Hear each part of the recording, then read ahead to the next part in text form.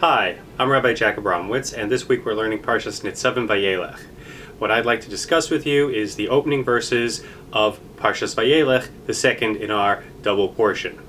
So the first two psukim of this week's Sedra, or of this week's second Sedra, say, Vayelech Moshe went, Vayidaber es hadvarim ha'ela el kol Yisrael, and he spoke these words to the Jewish people. These are the words that he spoke. Vayomer alehem, he said to them, Ben mea ve'esrim shana anochi hayom. I am 120 years old today.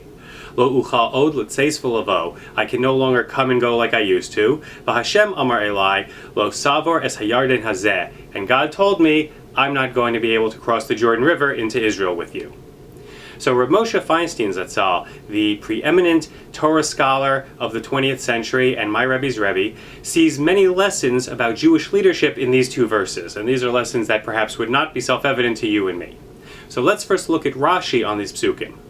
Rashi on Pasuk Aleph says, Vayelech Moshe. That's it. All Rashi does is repeat the first two words of the Parsha, Moshe went.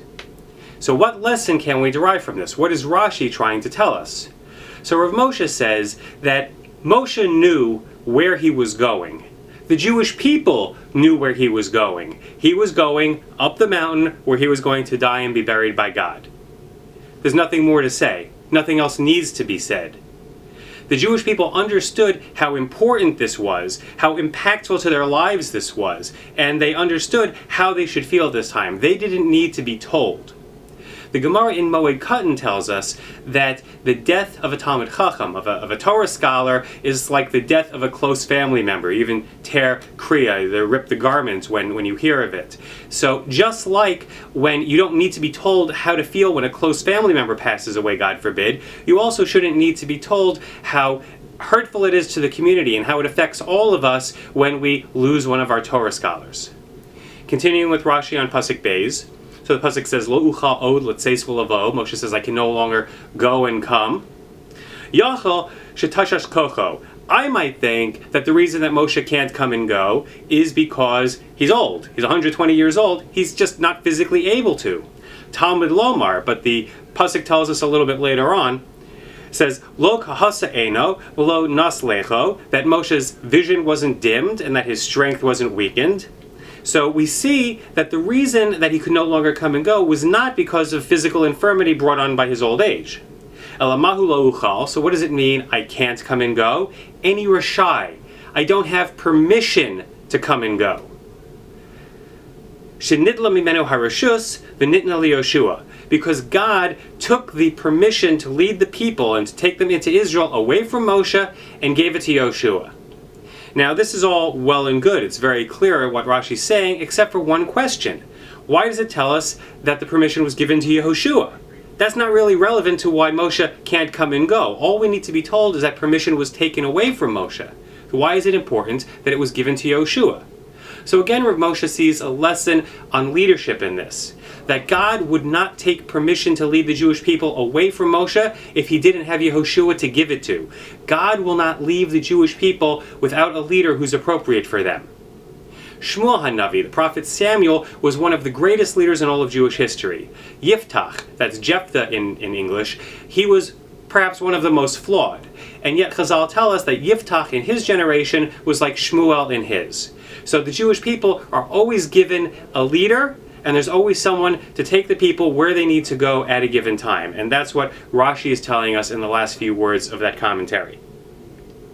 Finally, let us turn back to Parshas Matos. Rav Moshe refers us here in his discussion of our week's Parsha. So there in Sefer B'Midbar in Parshas Matos it tells us, V'yamasru me'alfei Yisrael elef lamate shneim asar elef chalutzi tzava. So it says they were given over from the thousands of Israel, 1,000 per tribe, 12,000 soldiers from the entire nation. So Rashi comments on the word vayimasru, that they were delivered, they were given over. These were not volunteers. These were Jews who were conscripted. These were Jews who were drafted into the war. They did not sign up voluntarily, as we see in so many other places they did. Why were these people delivered rather than coming on their own? So Rashi tells us, "L'hodiacha shivchan shel ro'ei Yisrael." This teaches us a praise of the leaders of the nation. Kamahem chavivin al Yisrael, how beloved they are by the people. Ad shelo shamu b'misaso mahu omer. So before the Jewish people knew that Moshe was going to die, what kind of things did they say about him? It says, Od me'at uskaluni. He says, a little bit more, they're going to stone me. The people were ready to stone Moshe. That's how they felt about him when he was able to lead the people, when he was healthy, when he was vibrant, when he was at his peak. But when they heard that after this battle, when this task is complete, then that's it for Moshe. Moshe's going to have to go up the mountain and die. The people didn't volunteer for duty. They didn't want to hasten this. So they had to be conscripted and forced to do this task. So we see that even though it was delaying their own entry into Eretz Yisrael, something they'd look forward to for 40 years, they were not volunteering to do anything that would hasten losing Moshe as a leader. And this is just the way people are with their leaders. And again, this is Rav Moshe talking. Is that we don't appreciate them. Is that we take them for granted. Is that we nitpick and look for flaws and look for faults. But when push comes to shove, we have to recognize the greatness of our leaders. We have to recognize that they're our leaders for a reason. And even though sometimes we may take them for granted, ultimately we have to appreciate them.